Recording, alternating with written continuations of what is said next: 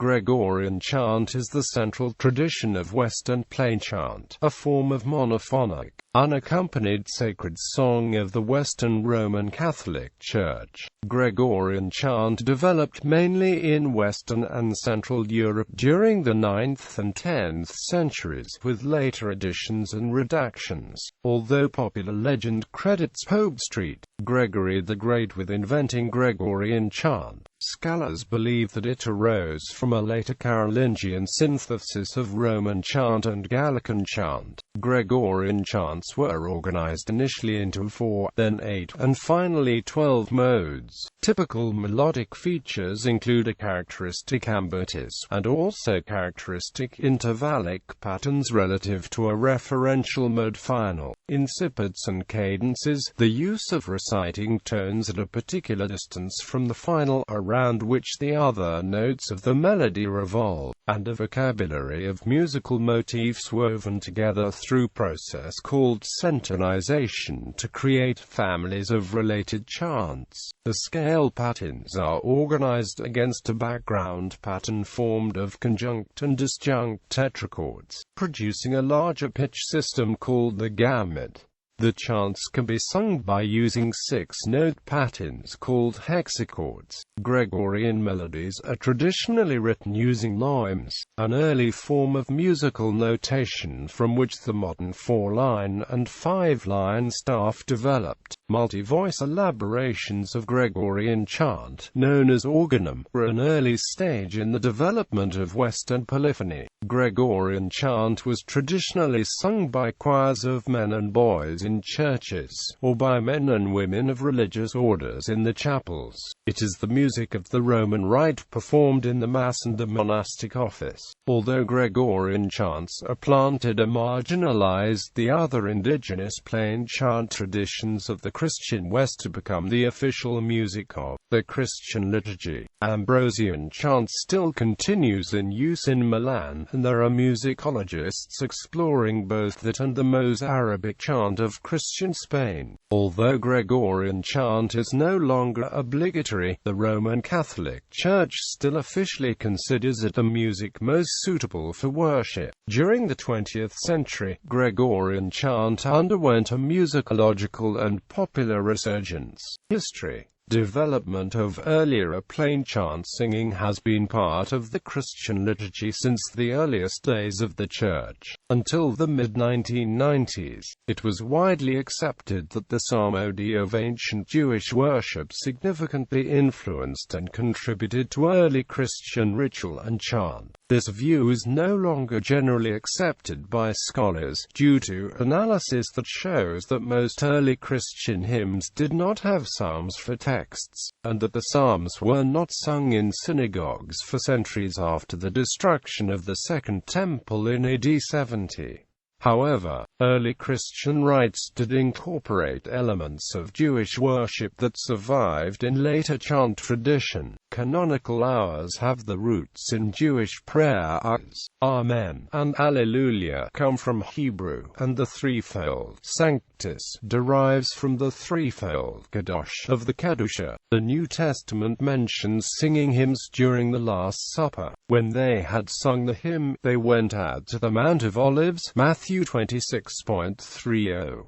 Other ancient witnesses such as Pope Clement I, Tertullian, St. Athanasius, and Egeria confirm the practice, although in poetic or obscure ways that shed little light on how music sounded during this period. The 3rd century Greek Oxyrhynchus hymn survived with musical notation, but the connection between this hymn and the plain chant tradition is uncertain. Musical elements that would later be used in the Roman Rite began to appear in the 3rd century. The apostolic tradition, attributed to the theologian Hippolytus, attests the singing of Hallel psalms with Alleluia as the refrain in early Christian agape feasts. Chants of the office, sung during the canonical hours, have the roots in the early 4th century, when desert monks following St. Anthony introduced the practice of continuous psalmody, singing the complete cycle of 150 psalms each week. Around 375, antiphonal psalmody became popular in the Christian East. In 386, Saint Ambrose introduced this practice to the West. In the 5th century, a singing school, the Schola Cantorum, was founded at Rome to provide training in church musicianship. Scholars are still debating how plain chant developed during the 5th through the 9th centuries, as information from this period is scarce. Around 410, St. Augustine described the responsorial singing of a gradual psalm at Mass. At California, 520, Benedict of Nursia established what is called the Rule of Saint Benedict, in which the protocol of the divine office for monastic use was laid down. Around 678, Roman chant was taught at York. Distinctive regional traditions of Western plain chant arose during this period, notably in the British Isles, Spain, Gaul, and Italy. These traditions may have evolved from a hypothetical year-round repertory of 5th-century plain chant after the Western Roman Empire collapsed. John the Deacon, biographer of Pope Gregory I, modestly claimed that the saint compiled the patchwork antiphonary. Unsurprisingly, given his considerable work with liturgical development, he reorganized the Schola Cantorum and established a more uniform standard in church services, gathering chants from among the regional traditions as widely as he could manage. Of those, he retained what he could, revised where necessary, and assigned particular chants to the various services. According to Grout, his goal was to organize the bodies of chants from diverse traditions into a uniform and orderly whole for use by the entire western region of the Church. His renowned love for music was recorded only 34 years after his death. The epitaph of Honorius testified that comparison to Gregory was already considered the highest praise for a music-loving pope, while later legends magnified his real achievements. These significant steps may account for why his name came to be attached to Gregorian chant. Origins of mature plain chant. The Gregorian repertory was further systematized for use in the Roman Rite, and scholars weigh the relative influences of Roman and Carolingian practices upon the development of plain chant. The late 8th century saw a steadily increasing influence of the Carolingian monarchs over the popes. During a visit to Gaul in 752–753, Pope Stephen II celebrated Mass using Roman chant. According to Charlemagne, his father Pepin abolished the local Gallican rites in favor of the Roman use, in order to strengthen ties with Rome. 30 years later, at Charlemagne's request, Pope Adrian I sent a papal sacramentary with Roman chants to the Carolingian court. According to James Mackinnon, over a brief period in the 8th century, a project overseen by Chrodegang of Metz in the favorable atmosphere of the Carolingian monarchs also compiled the core liturgy of the Roman Mass,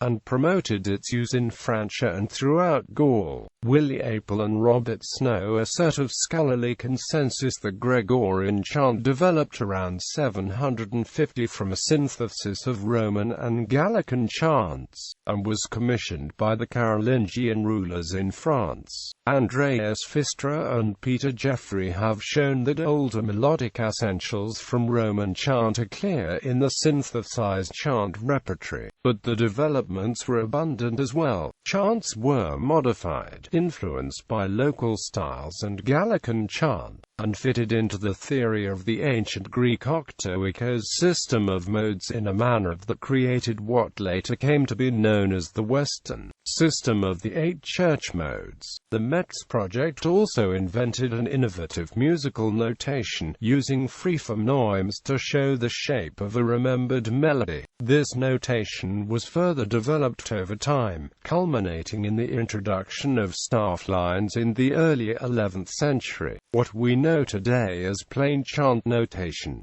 The whole body of Frankish Roman Carolingian chant, augmented with new chants to complete the liturgical year, coalesced into a single body of chant that was called Gregorian. The changes made in the new system of chants were so significant that they have led some scholars to speculate that it was named in honor of the contemporary Pope Gregory II. Nevertheless, the lore surrounding Pope Gregory I was sufficient to culminate in his portrayal as the actual author of Gregorian chant. He was often depicted as receiving the dictation of plain chant from a dove representing the Holy Spirit, thus giving Gregorian chant the stamp of being divinely inspired. Scholars agree that the melodic content of much Gregorian chant did not exist in that form in Gregory I's day. In addition, it is known definitively that the familiar pneumatic system for notating plain chant had not been established in his time. Nevertheless,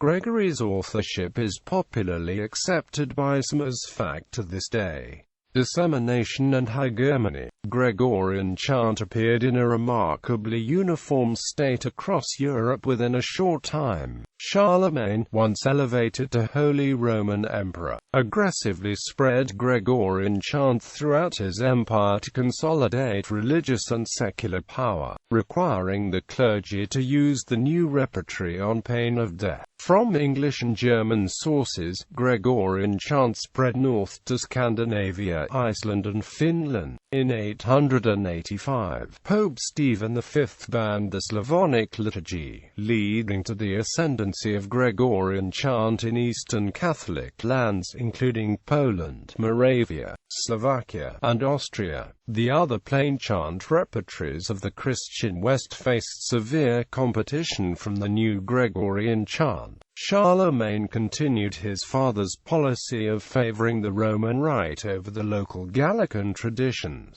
By the 9th century, the Gallican Rite and chant had effectively been eliminated, although not without local resistance. The Gregorian chant of the Sarum Rite displaced Celtic chant. Gregorian coexisted with Beneventan chant for over a century before Beneventan chant was abolished by papal decree. Mozarabic chant survived the influx of the Visigoths and Moors, but not the Roman-backed prelates newly installed in Spain during the Reconquista. Restricted to a handful of dedicated chapels, modern Mozarabic chant is highly Gregorianized and bears no musical resemblance to its original form. Ambrosian chant alone survived to the present day, preserved in Milan due to the musical reputation and ecclesiastical authority of Saint Ambrose. Gregorian chant eventually replaced the local chant tradition of Rome itself, which is now known as Old Roman chant. In the 10th century, virtually no musical manuscripts were being notated in Italy. Instead, Roman popes imported Gregorian chant from Holy Roman emperors during the 10th and 11th centuries.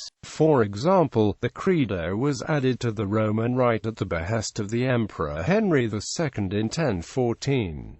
Reinforced by the legend of Pope Gregory, Gregorian chant was taken to be the authentic, original chant of Rome, a misconception that continues to this day. By the 12th and 13th centuries, Gregorian chant had supplanted and marginalized all the other Western plain chant traditions. Later sources of these other chant traditions show an increasing Gregorian influence, such as occasional efforts to categorize the chants into the Gregorian modes. Similarly, the Gregorian repertory incorporated elements of these lost plain chant traditions, which can be identified by careful stylistic and historical analysis. For example, the improperia of Good Friday are believed to be a remnant of the Gallican repertory. Early sources and later revisions, the first extant sources with musical notation, were written around 930. Before this, plain chant had been transmitted orally. Most scholars of Gregorian chant agree that the development of music notation assisted the dissemination of chant across Europe. The earlier notated manuscripts are primarily from Regensburg in Germany, St. Gall in Switzerland, Laon and St. Martial in France. Gregorian chant has in its long history been subjected to a series of redactions to bring it up to changing contemporary tastes and practice. The more recent redaction undertaken in the Benedictine Abbey of St. Pierre, Solesmes, has turned into a huge undertaking to restore the allegedly corrupted chant to a hypothetical, original state. Early Gregorian chant was revised to conform to the theoretical structure of the modes.